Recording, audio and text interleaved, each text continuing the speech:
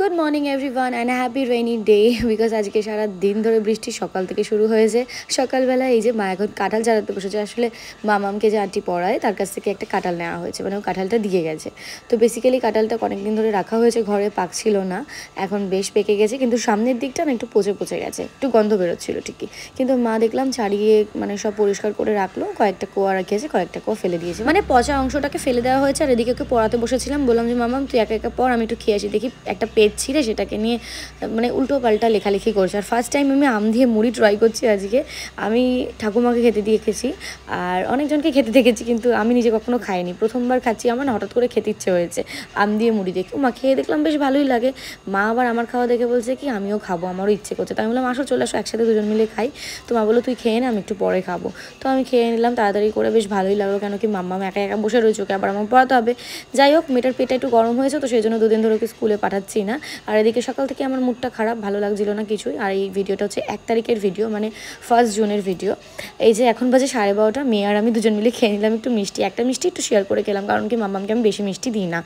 আর ওদিকে বিগ বস দেখছিলাম আমি, আর মা এদিকে আজকে রান্না করছে লোটে মাছ। আর দেখিয়ে দিচ্ছি তোমাদেরকে, একটু ভেজে নিয়েছিল। মামা বলে কি দূর ভেঙে যায় শুধু, তাই একটু ভেজে দেখি আজকে কেমন হয়। ওই মশলা কষিয়ে তার উপর দিয়ে লোটে মাছগুলোকে দিয়ে দেবে, খেতে এটা ভালোই লাগে। আর মেয়ে ওদিকে দেখো দাঁড়িয়ে দাঁড়িয়ে দেখছিল, তো ওকে বলে যাচ্ছি মামাম তেল ছিটছে, সরে সরছিল না বলে হালকা করে চুল ধরে টেনে নিয়ে এসেছি। মা এই যে ও মামামের জন্য নিয়ে আসলো 1 ট্রে ডিম, কেন কি মেয়ের আমার খুব ডিম লাগে, আর ওর পাপার মানে এভরিডে ওদের ডিম লাগবেই, এরকম একটা ব্যাপার। যাই হোক, মা আবার ওই খুলে টুলে রাখছে। মা বললো ধুর আমার অত ধৈর্য নেই, আমি কাঁচি দিয়ে কেটে গুছিয়ে রাখি। তারপরে এদিকে মামামের জন্য একটা পোচ করে নিয়েছি, মা ওদিকে লোটে মাছ করবে বলে মশলা কষাচ্ছে। আর মেয়েকে খাইয়ে দেখো আমি ঘুম পাড়িয়ে দিয়েছি, এখন ঘুমিয়ে গেছে। এবার আমার অনেক শান্তি, আমার হাতে অনেক টাইম। হ্যাঁ, মাঝে মধ্যে একটু বিরক্তি লাগে ঠিকই, যে দূর একটু মামাম একা একা ঘুমো না, ওই কোলে নিয়ে ঝাঁকিয়ে ঝাঁকিয়ে এখনও ছোটোবেলার মতো ঘুম পাড়াতে হয় মেয়েকে। যাই হোক, বদভ্যাসটা আমিই করেছি। তো এই জিনিসগুলো হয়তো 1-1.5 বছর গেলে আমি আবার মিস করবো। এখন বলি ঠিকই যে একা একা ঘুমাতে পারলেও ভালো হতো, ওই নিজের সুবিধার জন্য আর কি। যাই হোক, একটু আদর করে ঘুম পাড়িয়েই দিলাম। আর এদিকে চলো এবার খেয়ে নিই। মা লাঞ্চে করেছিল ওই যে মানে উচ্ছে ভাজা চাকচাক করে, আর সাথে করেছিল একটু পেঁয়াজ ভাজা, কারণ আমি আর মা পেঁয়াজ দিয়ে উচ্ছে দিয়ে মেখে খেতে ভালোবাসি, আর বাবা চাকচাক খেতে। আর করেছিল ডাল, আগের দিনে একটুখানি ডাল ছিল, লোটে মাছ, আর ওই কচুর শাক করেছিল মা। খাওয়া দাওয়া করে চলে গেলাম ছাদে। আমি গেছিলাম ভিডিও ভয়েস ওভার করার জন্য, কেন কি ঘরে পসিবল না। আর ওয়েদারের অবস্থা এতটাই খারাপ, মা বললো আমি জামা কাপড়গুলো তুলেই নিয়ে আসি। দাঁড়িয়ে দাঁড়িয়ে আমার জায়ের সাথে গল্প করছিল। যাই হোক, আমার অবস্থা দেখতে পেয়েছো, একদম ক্রিটিক্যাল।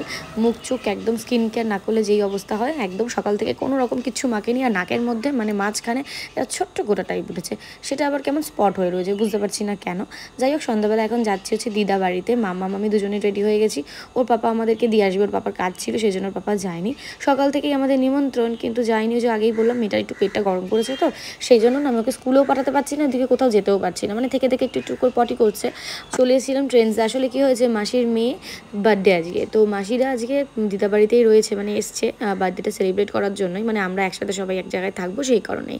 এই যে আমি পুকুকে মানে আমার বোনকে এই ড্রেসটাই দিয়েছি, ও সেটাই আর কি দেখাচ্ছিল। আর ওর মুখে পিম্পল হয়েছে, তো সেই জন্য ও তোমাদের সামনে আসছে না, মানে ওর ফেসটাও রিভিল করতে চাইছে না, কিন্তু আমি তো পরে রিভিল করেই দেবো। যাই হোক, ওর আজকে বার্থডে, এই যে ডেকোরেট করা হয়েছে, খুব সুন্দর করে সিম্পল করে করা হয়েছে। এইটাকে দেখতেই লাগে বড়, কিন্তু মন থেকে এখনও বাচ্চাই। যাই হোক, আমার মামা আবার এখানে চকলেট খাচ্ছিল দাঁড়িয়ে দাঁড়িয়ে, এবার ড্রেসে যাতে না লাগায় পুকু মনে হয় সেটাই দেখছিল ঝাঁপিয়ে। মাসি এখানে বানাচ্ছিল বিরিয়ানি অলমোস্ট হয়ে গেছিলো, দমে বসাবে সেই জন্যই আর কি রেডি করছিল। মাসিকে সাজিয়ে দিচ্ছিল পুকু। ওই যে মা এখন ওনার নাতনিকে নিয়ে ব্যস্ত। ভাই আসলো কিছুক্ষণ আগে, ভাই অনেক লেট করে এসছে, আমি এসছি অনেকক্ষণ হয়েছে, 8টা নাগাদ। এ দেখো ফেসটা রিভিল করে দিয়েছি, এবার তোমরা দেখো। ওই যে ভিডিও কলের ফ্রেন্ডসদের সাথে গল্প করছিল। মা মামামকে নিয়ে গেছিলো বাজার, অ্যাকচুয়ালি মাসিমা দুজন মিলেই গেছিলো কেকটা আনতে, আর মামামকে এতগুলো হাড্ডা চকলেট ফকলেট এনে দিয়েছে। এখন ওই কেকটা কাটবে বলে কেকটাও আনপ্যাক করছিল।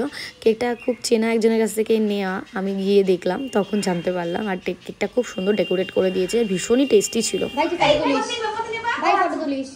Happy birthday to you, happy birthday to you, happy birthday dear Puku, happy birthday to you. Cake কাটা তো অলমোস্ট হয়ে গেছে, বাচ্চাদেরকে নিয়েই কাটাকাটি হলো। তারপর আমরা সবাইকে কেক খাইয়ে দিলাম। আর এবার কেক কাটার দায়িত্ব না আমাকে দিয়েছে। আমি তো ঠিক করে পিস করে করবো, যে আমি না মাথার উপর দিয়ে যাচ্ছিলো, ভেবাচাকা খেয়ে গেছিলাম। তারপর মাকে দিয়ে দিয়েছি যে নাও মা তুমি একটু ঠিকঠাক করে দাও তো, কারণ অনেকজন মানুষ আছে, একটু ঠিকঠাকভাবে কেটে দিতে। তারপর আমার মেয়ে বার্থডে পার্টিতে গেছে, আবার ডান্স করবে না, তাকে পসিবল নাও লাফালাফি করে নিল। তারপর মাসির হাতে দারুণ টেস্টি বিরিয়ানি খেয়ে ভিডিওটা এন্ড করবো। ভিডিওটা কেমন লাগলো অবশ্যই কমেন্টস করে জানিও। দেখাবে নতুন একটি ভিডিওর সঙ্গে, সবাই ভালো থেকো, টাটা।